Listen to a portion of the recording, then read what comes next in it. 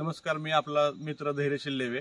आज आपण आलोय शृंगारपूरमध्ये। शृंगारपुरातून आता आपण प्रचितगडला जाणार आहे। साधारणतः शृंगारपूर हे संगमेश्वर पासून 16 किलोमीटर आतमध्ये आहे। हे महाराणी येसुबाईंचं माहेर घर आहे आणि आपण प्रचितगड इथून आता चालत ट्रेक करणार आहे। तर चला बघूया पुढे। शृंगारपुरातून जाताना खूप असा मस्त असा रस्ता आहे। गावाच्या जवळूनच असं नदीच्या कडेने आपल्याला पुढे जावे लागते।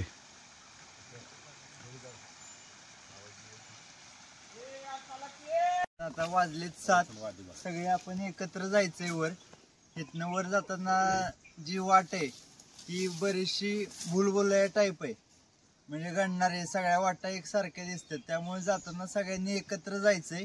कुणी मागं राहा पुढे राहा, फोटो सेशन करा असलं काय करू नका। त्यांनी गाईडनं आपल्या सांगितल्याप्रमाणे आता आपण जर ह्या आत्ताच्या स्पीडने गेलो तर जायला आपल्याला 4.5 ते 5 तास लागतील।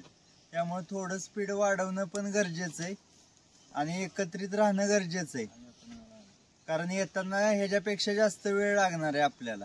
गडावर फिरायला 1 तास 2 तासाचा वेळ, जेवणाचा वेळ, एवढं सगळं कॅल्क्युलेशन केलं तर यायला 5-6 वाजतील आत्ताच्या ह्यानं आपले। त्यामुळे पटापटा चाला आणि एकत्र राहा।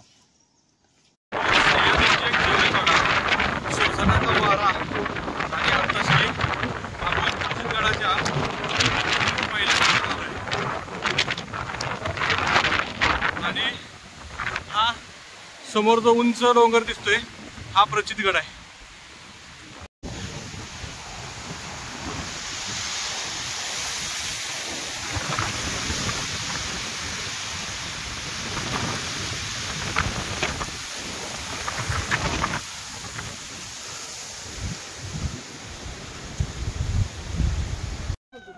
आता आपण प्रचितगडच्या वरच्या एका टप्प्यात पोहोचलोय।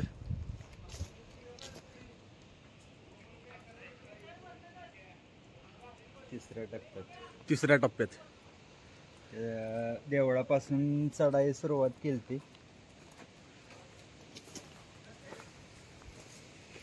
शिडी मार्ग अजून चालू झालेला नाहीये।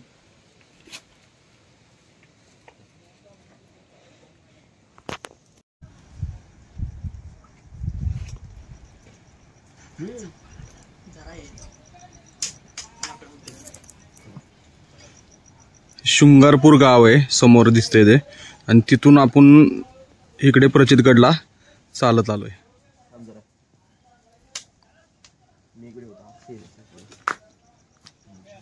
हो, 2-3 टप्पे वरती चढून आल्यानंतर आम्हाला शिडी मार्ग लागला।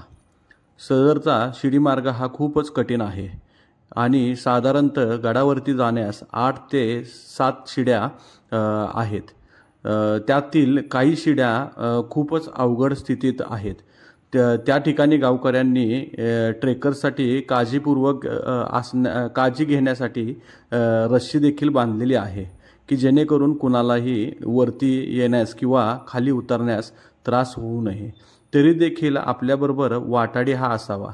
साधारणतः वाटाडी 1000 ते 1500 रुपये घेतात, पण त्यांना ह्या डोंगर रांगात पर्वत रांगात कसे वरती जावे व सर्व वाटा त्यांना माहीत आहेत, आणि काही विपरीत प्रकार घडला तर त्यांना तिथून मार्ग काढता येतो। त्यासाठी आपल्याबरोबर वाटाडी असणं खूप गरजेचं आहे। आणि आम्ही असं एकमेकाला सहाय्य करत वरती किल्ल्याच्या आता मध्य भागापर्यंत पोहोचलो। इथून देखील 7 ते 8 3 ते 4 शिड्या वरती आहेत।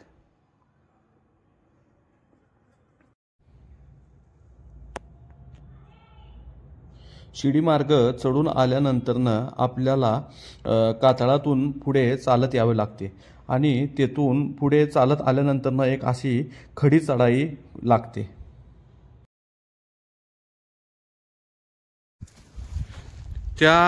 तिकडून आम्ही आलोय आणि हा आता प्रचितगडचा शेवटचा टप्पा आहे। खूप असा त्रासदायक हा टप्पा आहे।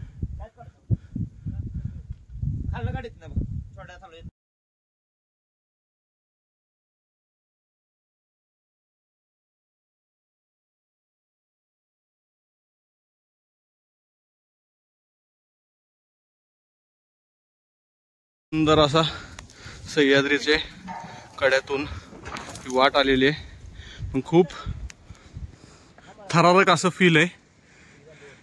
आणि ही आत्ता नवीन बनवलेली शिडी मार्ग आहे.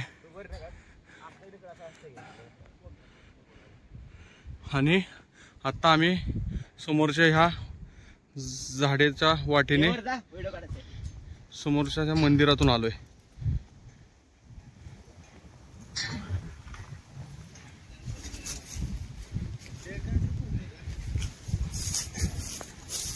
तर शिडी चढून आल्यानंतर ना जांभ्यातल्या काही पायऱ्या जाणवतात.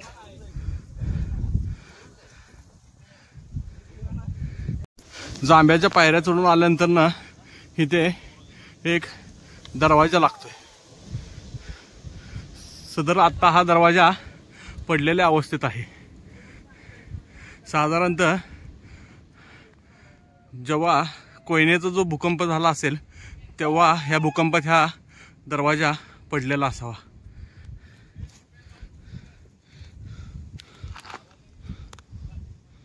त्यातून हात आल्यानंतर ना पहिलं पाण्याचं टाकं लागते.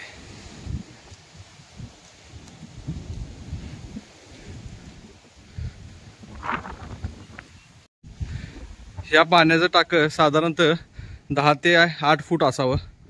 आणि सदर ह्या पाण्याच्या टाक्यात 12 महिने पाणी उपलब्ध असते. आणि हे पाणी पिण्याजोगं देखील आहे.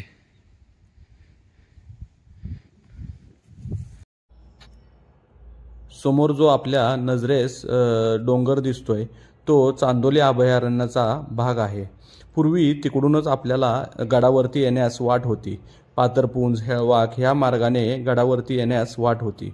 गडावरती वाऱ्याचा प्रभाव सुद्धा भरपूर आहे. सदरचा गड अरुंद जरी असला तरी खूप सुंदर आहे. सदर मंदिराच्या जवळ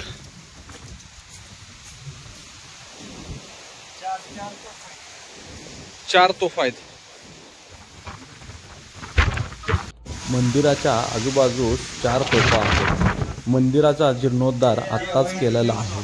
सदरचा जीर्णोद्धार करताना ह्या सर्व साहित्य पातरपुंज ह्या मार्गाने चांदोली अभयारण्यातून आणलं गेलं आहे. खूप सुंदर असं मंदिर आहे. मंदिरात भैरी भवानीची मूर्ती आहे. सदरचं मंदिर आता खाली देखील नेलेले आहे. गावकऱ्यांनी पूजेसाठी खालच्या बाजूस मोठे शृंगारपुरात भैरी भवानी मंदिर बांधलेले आहे.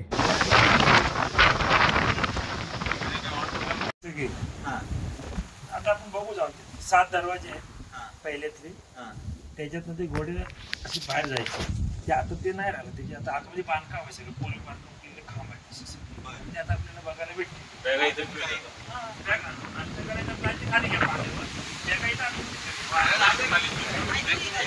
कारण बॉटल परत पाण्याची भरून घ्यायला आणि पहिला त्याच्या घोडे बांधायचं पुढे आहे. पुढे आहे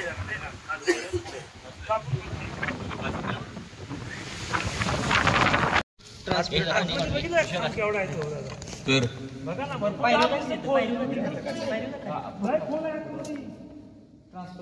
लांबपर्यंत दिसतो ते ट्रान्सपरंट पाणी. कसलं काढला तिकडं व्हिडिओ काढला कातर म्हणजे इकडे बी खोले तिकडे बी खोले. तिकडे म्हणजे बाहेर पडायला होतं तिकडे पहिले वाटत.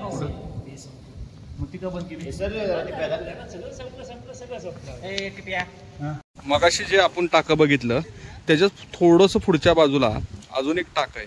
सदर हे सगळे टाके एक सारखेच आहेत आणि हे 7 दरवाजे मानले जातात. पूर्वी इथे भुयार असलेल्याचे गावकरी सांगतात. गावकऱ्यांच्या म्हणण्यानुसार ही 7 तळी एकमेकास आतमधून जोडलेली आहेत. सदर ह्या तळ्यांचा पूर्वी वाट म्हणून वापर केला जात होता. त्यातील काही वाटा आता बंद झालेल्या आहेत किंवा पडझड झाल्यामुळे ह्या वाटा आता बंद झालेल्या आहेत आणि ह्यात पाणी साचलेले आहे.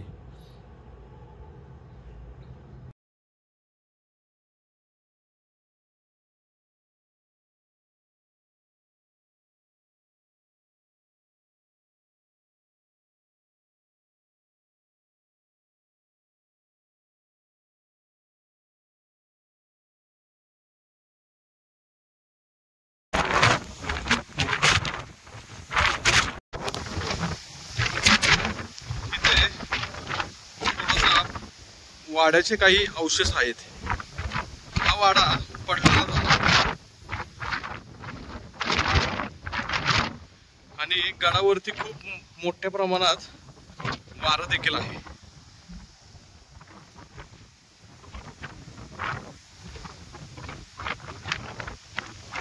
या गडावरती छत्रपती संभाजी महाराजांचे वास्तव्य होते असं देखील म्हटलं जातं.